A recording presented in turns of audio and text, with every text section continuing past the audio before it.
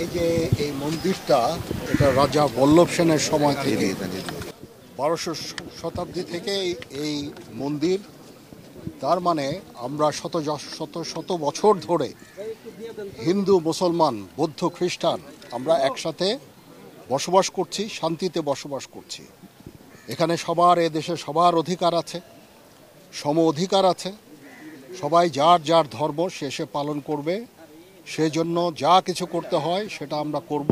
আমরা যে এখন মাঠে আছি, আপনারা নির্ভয়ে আপনাদের পূজা মণ্ডপে যাবেন, আপনাদের এই পূজা করবেন এবং আপনাদের যেই এই পরব যেই এটা সুন্দরভাবে আপনারা উদযাপন করবেন। আপনাদের কোথাও ভয় পাওয়ার কোনো কারণ নাই। আমি সারা বাংলাদেশে বিভিন্ন জায়গায় আমার সেনাবাহিনী ডিপ্লয় করা হয়েছে। আমি বিশেষভাবে বলে দিয়েছি, এটাই স্বাভাবিক হওয়াই কথা ছিল যে আমরা স্বভাবতই একটা সুন্দর পরিবেশ চাই এবং সেই পরিবেশে সবাই আপনাদের এই পরবটা আপনারা উদযাপন করবেন, সেটাই আমাদের আশা। Thank you sir.